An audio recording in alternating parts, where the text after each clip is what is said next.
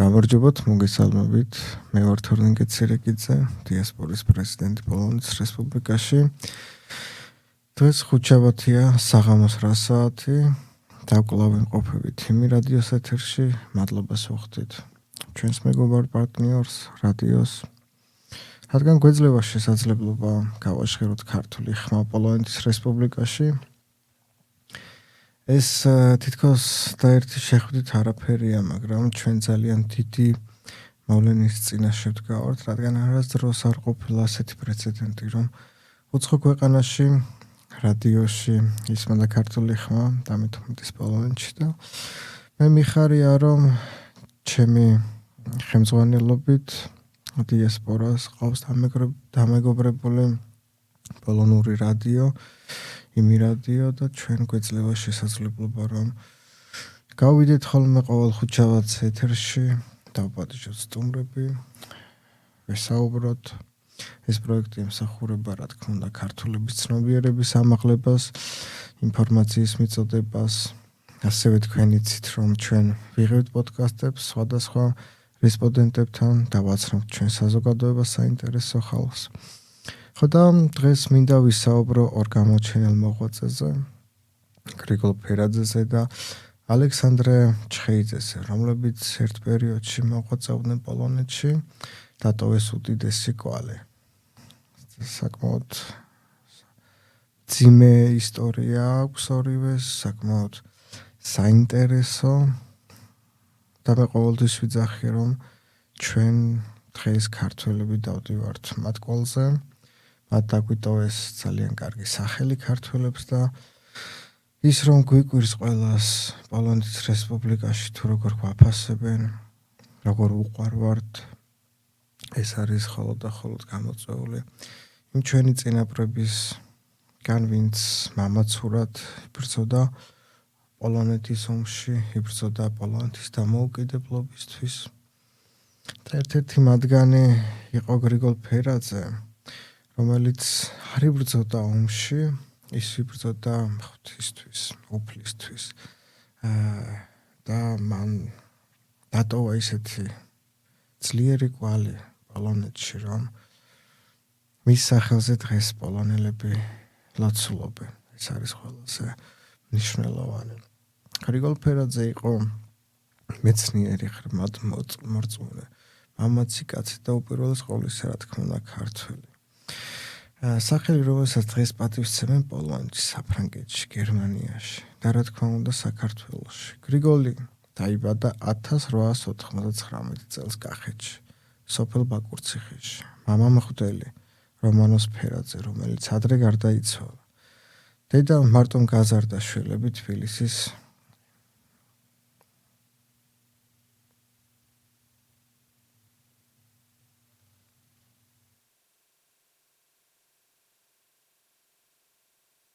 ძალიან დიდი ბოდიშით რაღაც შეფერხება იყო.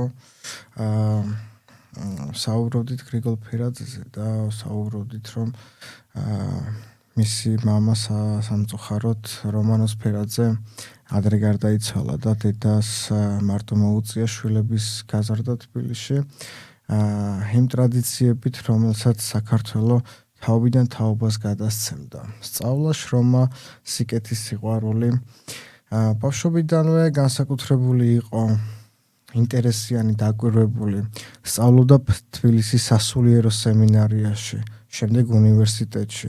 სწორედ იქ ჩამოუყალიბდა რწმენა, რომ მეცნიერება და ასულიერება არ ეწინააღმდეგება ერთმანეთს და რომ რწმენა მხოლოდ ტაძარში კი არა, ადამიანის გულშიც არსებობს. 1921 წელს, როცა საქართველო დაეცა და ოკუპაციამ მღვდელმთავრები, პროფესორები, ოფიცრები აიძულა წასულიყვნენ, გრიგოლიც წავიდა. ჯერ კონსტანტინოპოლში, შემდეგ გერმანიაში და შემდეგ კი ბერლინში. იქ დაიცვა დისერტაცია პალამიტურ ბოდიშით მოძღვრებაზე, მართლმადიდებულ თეოლოგიაში. თემა, რომელიც მაშინ ევროპაში სრულიად ახალი იყო. ის გახდა ერთ-ერთი პირველი ქართველი მეცნიერი, რომელმაც ქრისტიანობა დასავლურ მეცნიერებას წარუდგინა. 1930 წელს მიიწვიეს ვარშავის უნივერსიტეტში და იქ შექმნა პატროლოგიის კათედრა, ანუ წმინდა მამათა სწავლების კვლევა. წარმოიდგინეთ, კათოლიკურ პოლონეთში ქართველი პროფესორი ასწავლის მართლმადიდებლურ სიყვარულსა და ერთობას. სტუდენტები მას განსაკუთრებულად სცემდნენ პატივს. ერთმა პოლონელმა სტუდენტმა თავის დღიურებში დაწერა: ფერაძე ყოველთვის შემოდიოდა აუდიტორიაში ღიმილით. არასოდეს არ უმაღლებდა ხმას, მაგრამ როცა ის საუბრობდა, ყველა ჩუნდებოდა. ვიცოდით, რომ ეს იყო ადამიანი, რომელმაც ყველაფერი კარგად იცოდა. ყველაფერი იყო მისთვის ძალიან კარგად ცნობილი. ადამიანმა, რომელმაც აბსოლუტურად ყველაფერი დაკარგა, მაგრამ მაინც ინარჩუნებდა ღმერთის რწმენას. გრიგოლი მხოლოდ პროფესორი არ იყო. ის იყო სულიერი მღვდელი პოლონეთში მცხოვრები ქართველებისთვის. დააარსა მცირე ქართული სამრევლო, უძღვებოდა ლოცვებს, ემსახურებოდა ემიგრანტებს. ის იყო ცოცხალი ხიდი საქართველოსა და პოლონეთს შორის. ორ ხალხს შორის, რომლებსაც ერთი ტკივილი ჰქონდათ. დაკარგული სახელმწიფოებრიობა. შემდეგ მოდის 1939 წელი, მეორე მსოფლიო ომი. გერმანია იპყრობს პოლონეთს. ქალაქში შიში, დევნა და სისასტიკეა. ფერაძე არ ტოვებს ვარშავას, რჩება რომ დაეხმაროს ლტოლვილებს, პოლონელებს, ებრაელებს, ბელორუსებს. მის სახლში მალავდნენ დევნილებს, აძლევდა საკვებს, ყალბსაბუთებს, ხელს აწერდა წერილებზე, რომლითაც ადამიანები გადარჩნენ. 1942 წელს ფერაძე დააკავეს. ოფიციალური მიზეზი უცხოელთა დახმარებაა. ნამდვილი მიზეზი სიყვარული, რომელსაც სისტემა ვერ იტანდა. გრიგოლი გადაყვანილ იქნა ოსვენციმის საკონცენტრაციო ბანაკში. ბანაკის არქივებში დღემდე ინახება ჩანაწერი. გრიგორ ფერაძე, სასულიერო პირი საქართველოდან. არსებობს რამდენიმე ვერსია მისი სიკვდილის შესახებ, მაგრამ ყველაზე სულიერი ამბავი ასეთია. ერთ პატიმარს ებრაელ კაცს დაადეს ბრალი ნარჩენების ქურდობაში. ნაცემი განადგურებული კაცი სიკვდილს ელოდა. გრიგოლ ფერაძე წამოდგა და თქვა: მე ვარ დამნაშავე. ის წაიყვანეს და გაზის კამერაში შეუშვეს. 1942 წლის 6 დეკემბერს ყველაზე დიდი ტრაგედია დატრიალდა. ასე დასრულდა მისი სიცოცხლე, მაგრამ იმ დღეს დაიწყო მისი უკვდავება. ერთმა პოლონელმა მღვდელმა, რომელიც იქვე ტყეში იყო, მოგვიანებით დაწერა: ჩვენ ვიცოდით, რომ ის წმინდანი იყო. ის წავიდა ისე, როგორც მიდიან ადამიანები, რომელმაც იცის, რომ სიკვდილიც კი ვერ დააშორებს ადამიანს და ღმერთს და მათ სიყვარულს ვერაფერს ვერ უსამს. 1995 წელს საქართველოს ეკლესიამ გრიგოლ ფერაძე წმინდანად შერაცხა. დღეს ის მოხსენიებულია როგორც წმინდა გრიგოლ ფერაძე, ახალმოწამე. გრიგოლ ფერაძის ცხოვრება გვახსენებს, რომ ნამდვილი პატრიოტიზმი არ იზომება ხმლით ან სიტყვით. პატრიოტია ის, ვინც უცხო მიწაზე ინარჩუნებს სინათლეს და სხვების გადარჩენით საკუთარ სამშობლოს ემსახურება. და ბოლოს მისი სიტყვები, რომლებიც დღემდე გვაერთიანებს: სიყვარულია ერთადერთი გზა, რომლითაც შეიძლება მივიდეთ ღმერთთან. სიყვარულია ერთადერთი გზა, რომლითაც შეიძლება დავრჩეთ ადამიანებად. გრიგოლ ფერაძის ასევე ძალიან სამწუხარო ისტორია მაქვს ერთი, რომელიც მინდა რომ გაგანდოთ. ეს შეეხება, რა თქმა უნდა, მის სიკვდილს. მაქვს ეს ინფორმაცია პოლონეთში მოსმენელი არაოფიციალური წყაროებიდან, თუმცა ძალიან დიდი ალბათობა არის იმისა, რომ ეს ასე ყოფილიყო, რადგან ეს ინფორმაცია ზუსტად პოლონურ მართლმადიდებულ ტაძარში გაისმა და ვარაუდობენ, რომ ეს ასე იყო. ესე იგი, ამბობენ ესეთ რაღაცას, რომ როდესაც გრიგოლ ფერაძემ დაიბრალა მოპარვა, დაიღო თავის თავზე, არ ყოფილა მიწუთას გერმანელებისგან გადადგმული ნაბიჯი, რომ გრიგოლ ფერაძე შეეშვათ გაზის კამერაში. მოხდა რაღაც ეტაპების განლა, რადგან როგორც მე მაქვს ინფორმაცია, გრიგოლ ფერაძეც ძალიან უყვარდათ თვითონ ოსვენციმის ციხეში, თვითონ გერმანელებსაც და ძალიან დიდ პატივს ცემდნენ მოკლედ და მათ იცოდნენ, რომ გრიგოლ ფერაძე არ იყო დამნაშავე და ძალიან კარგად იცოდნენ გრიგოლ ფერაძის შესაძლებლობები და მისი სულიერი მხარეები და იცოდნენ, რომ მან თავის თავზე აიღო ეს პასუხისმგებლობა და უნდა გადაერჩინა ებრაელი ოჯახი, კონკრეტულად ებრაელი ოჯახის ერთ-ერთი ადამიანი, რომელიც იყო ოჯახში მამაკაცი, უფროსი მამა, ესე რო ვთქვათ და მან გადაწყვიტა ეს იმიტომ, რომ არჩებოდათ მხოლოდ შვილები დედა და შეიძლებოდა ვერც გადარჩენილიყვნენ მამის გარეშე და ზუსტად ამიტომაც გადადგა ეს ნაბიჯი და რადგან ასე ძალიან აფასებდნენ გერმანელები და ადგილზე დაცვის ესე რო ვთქვათ გერმანელი ვინც იცავდა თვითონ საკონცენტრაციო ბანაკს მოხდა რამოდენიმე ჯერ შეშინება გრიგოლ ფერაძის და თქვეს ესეთი რამ რომ გრიგოლ ფერაძეს მიუგსიეს თურმე ძაღლები და გრიგოლ ფერაძეს ძაღლები არ შეეხნენ რამოდენიმე ძაღლი მოკლეს იარაღით ამის გამო და იყო ესეთი ფაქტი რომ გრიგოლ ფერაძესთან მივიდნენ ძაღლები და გვერდზე დაუჯდნენ ესე რომ ვთქვათ ძალიან სასიამოვნო და ძალიან უცნაური ფაქტი არის თუმცა ეს ინფორმაცია მე მაქვს მოსმენილი პოლონეთის მართლმადიდებლურ ეკლესიაში ეს არის ინფორმაცია რომელსაც გადასცემენ თაობიდან თაობებს და რა თქმა უნდა მე მჯერა იმის რომ შეიძლება ასეც ყოფილიყო რადგან გრიგოლ ფერაძე არის უძლიერესი წმინდანი დღეს არა მარტო ქართველებისთვის არამედ პოლონელებისთვის და ყოველთვის ვფიქრობ იმაზე თუ რა ძალიან ადვილი არის დატოვო შენი კვალი უბრალოდ საჭირო არის იყო ადამიანური და დანარჩენი უკვე ყველაფერი თავისით ხდება ამ პერიოდშივე ჩემო მეგობრებო ძალიან ბევრი ჩვენი გმირი ქართველი არის წარმოჩენილი პოლონეთში თუმცა მე მინდა ახლა ვისაუბრო კიდევ ერთ-ერთ გმირზე ალექსანდრე ჩხეიძეზე რომელიც სამწუხაროდ ვერ დაბრუნდა საქართველოში თუმცა ძალიან დიდი კვალი დატოვა ალექსანდრე ჩხეიძემ პოლონეთის რესპუბლიკაში და მას ძალიან დიდ პატივს სცემენ და ეს კიდე აისახება თუ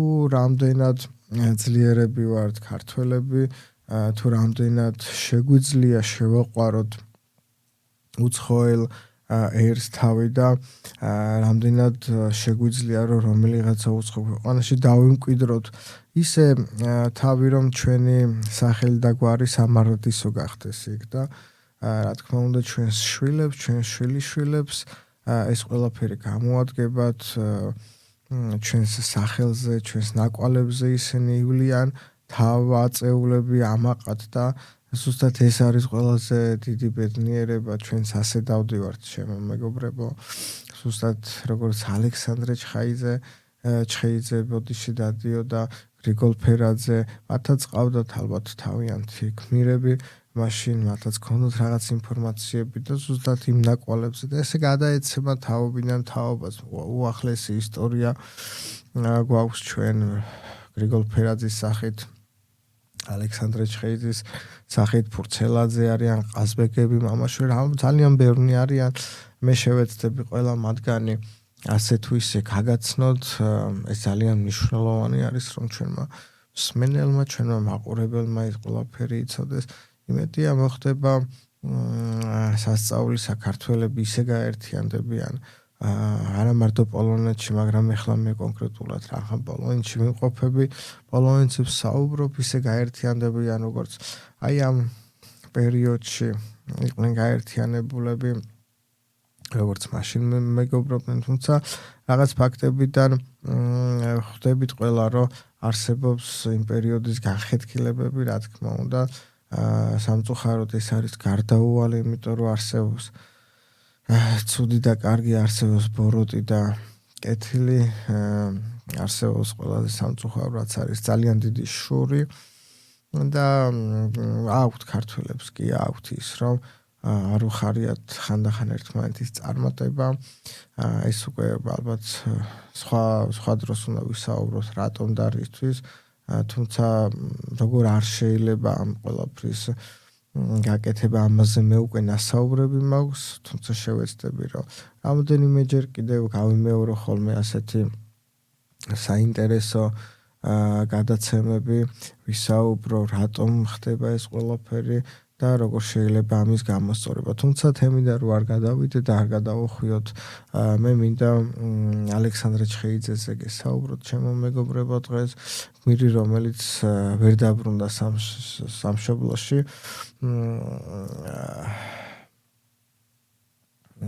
დიახ.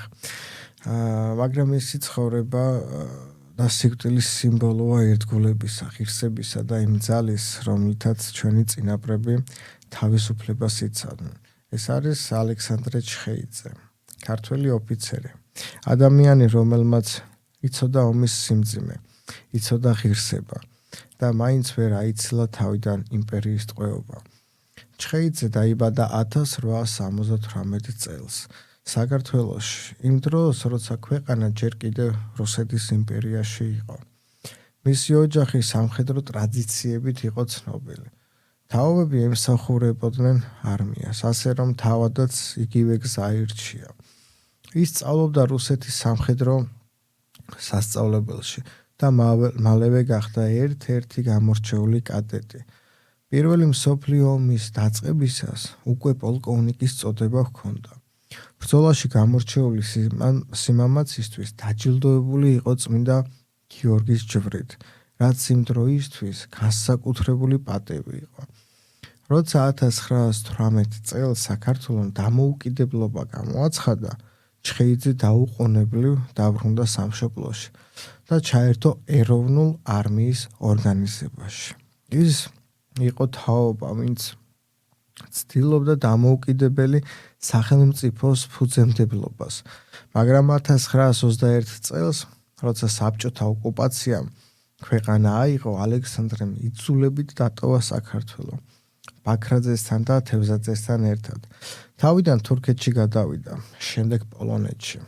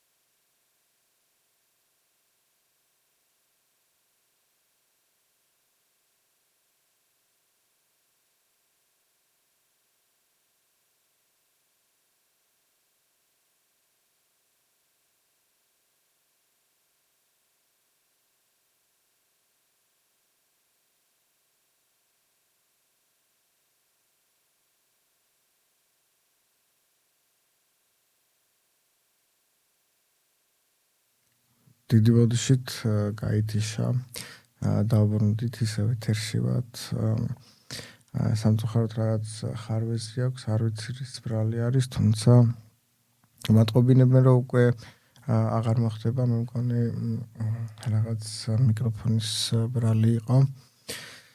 ხმა გაწყდა, თუმცა დავბრუნდით და იმედია პრობლემა აღარ შეგვექმნება, რადგან ჩვენ საუბრობთ ისეთ ხალხზე, რომ სამწუხაროდ ასეთი პრობლემების დრო არ არის, არ შეიძლება რომ მოხდეს, ამიტომ როგორც გითხრეს, ყველაფერი უკვე რიგში არის, წყობრში არის, ჩვენ ვაგრძელებთ საუბარს.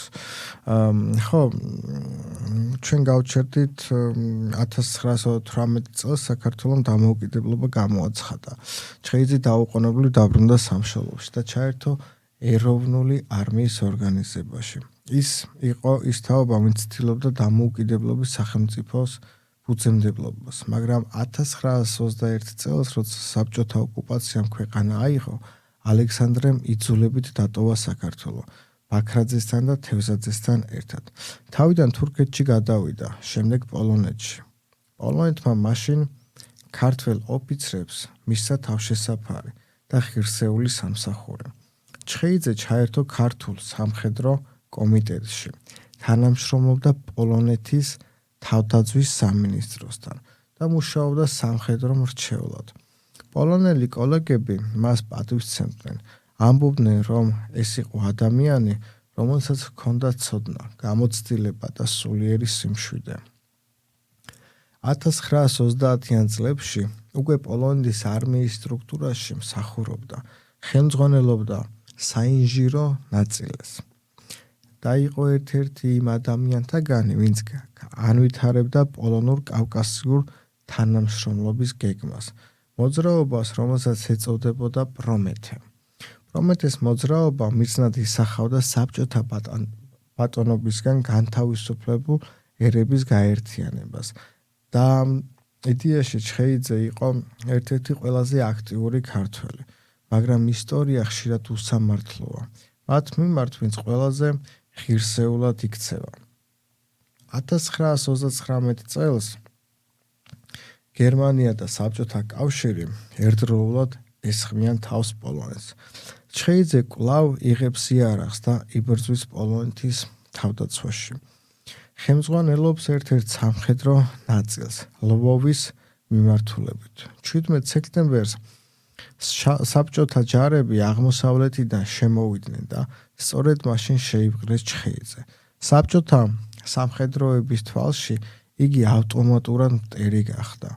ის ხომ ყოფილი ქართველი ოფიცერი იყო, ვინც საბჭოთა ხელისუფლება არ აღიარა. დააპატიმრეს შპიონაჟის ბრალდებით. მოსკოვში ლუბიანკას ციხეში გადაიყვანეს. იქ სადაც მაშინ ადამიანური ღირსება მთავრდებოდა. ოფიციალური დოკუმენტების მიხედვით ის დაიკითხა როგორც საბჭოთა საქართველოს ყოფილი სამხედრო ხელმძღვანელი და კონტრრევოლუციური ორგანიზაციის წევრი. 1941 წლის დასაწყისში მიუსაჯეს სიკვდილით და დახვრიტეს. არც ზუსტი თარიღი ვირცით, არც საფლავე. მხოლოდ რამდენიმე ჩანაწერი პოლონეთისა და რუსეთის არქივებში, სადაც მოკლედ წერია: ალექსანდრე ჩხეიძე, ქართველი პოლკოვნიკი, გარდაიცვალა მოსკოვის იზოლატორში 1941 წელი. ეს ისტორია ერთ-ერთია იმასობით მსგავს ამბავში, მაგრამ ყველა მათგანი ცალკე ტკივილია. ეს იყო თაობა, რომელმაც იბრძოლა თავისუფლებისთვის და მაინც იმავე სისტემის მსხვერპლი გახდა, რომლის წინააღმდეგ მთელი ცხოვრება იბრძოდა. დღეს ჩხეიძის სახელი პოლონეთში და საქართველოში კვლავ ცოცხლდება. ის არის მაგალითი იმისა, რომ გმირი შეიძლება დაიღუპოს, მაგრამ იდეალი, რომელსაც ემსახურება, არ კვდება. ერთ პოლონურ ცნობაში მასზე წერია: პოლკოვნიკი ალექსანდრე ჩხეიძე იყო ერთ-ერთი მუცხოველი ოფიცრებთაგანი, ვინც ბოლომდე დარჩა პოლონეთის ერთგული. მან იცოდა, რომ შეიძლება ვეღარ დაბრუნებულიყო სამშობლოში, მაგრამ მაინც დარჩა იქ, სადაც სჭირდებოდათ პატიოსანი ადამიანები. ეს ფრაზა თითქოს მთელი ემიგრაციის ისტორიაა ერთ წინადადებაში. ის ვერ დაბრუნდა სამშობლოში, მაგრამ დარჩა ღირსებაში. და დღეს, როცა ვსაუბრობთ ქართულ ემიგრაციაზე, პოლონეთში უნდა გვახსოვდეს, რომ თითოეული ასეთი ისტორია, გრიგოლ ფერაძე იქნება, ჩხეიძე თუ თევზაძე, ეს არ არის მხოლოდ წარსული. ეს არის ხიდი, რომელიც ჩვენს სამშობლოს ევროპასთან აკავშირებს. ხიდი, რომელიც აშენდა სისხლით, რწმენით და სიყვარულით. ზუსტად ეს ხიდი ჩვენ, ჩემო მეგობრებო, უნდა გავაგრძელოთ უსასრულოდ. მე დარწმუნებული ვარ, რომ არსებობენ ასეთი ადამიანები, როგორებიც იყვნენ გრიგოლ ფერაძე, თევზაძე, ჩხეიძე.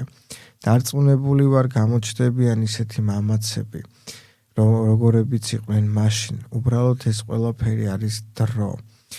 დრო მოითხოვს მოთმინებას. ჩვენ ველოდებით ზუსტად ესეთ ახალგაზრდობას, ჩვენ ველოდებით ზუსტად ესეთ ხალხს, ქართველებს, ვინც ნამდვილად დატოვებს კვალს პოლონეთის რესპუბლიკაში.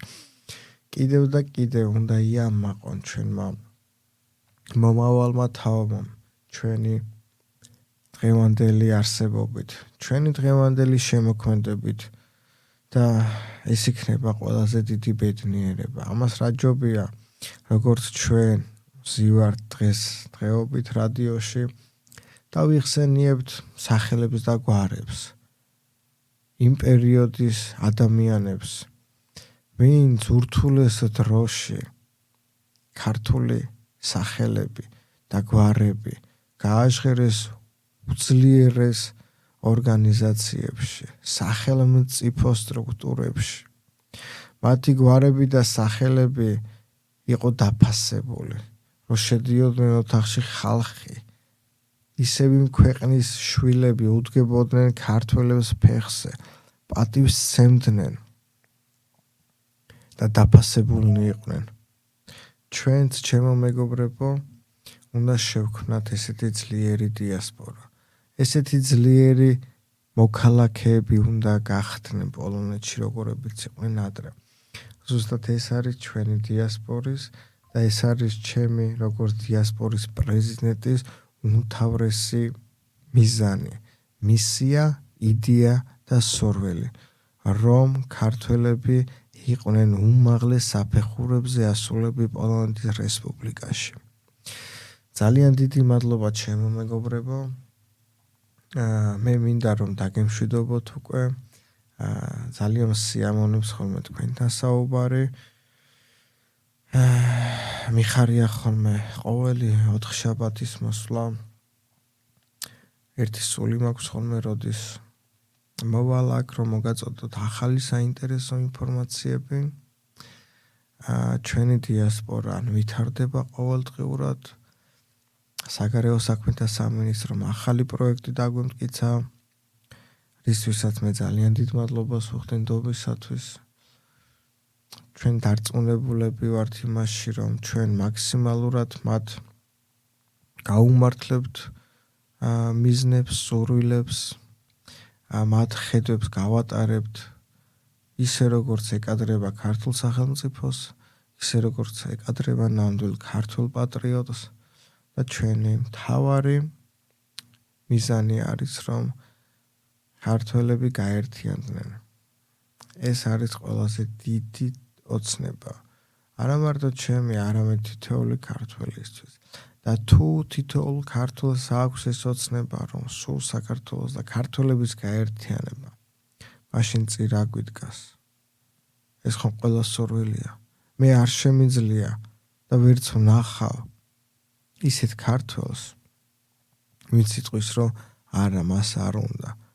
და თუ ყველა სურვილი ეს არის, მაშინ რა გვიდგას წინ? რატო არ ვაკეთებთ ამას? რატო არ უნდა გავერთიანდეთ? ამიტომ ალბათ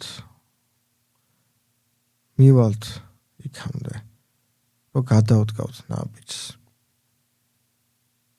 ჩვენს ეგოს ჩავკლავთ, ავწევთ თავს, გავიღიმებთ და ჩავეხუტებით ერთმანეთს. დიდი მადლობა ჩემო მეგობრებო, კარგად ბრძანდებოდეთ. მომავალ 4 შაბათამდე კარგად იყავით და დიდი მადლობა სუხთი, რა თქმა უნდა, ჩვენს მეგობარ რადიოს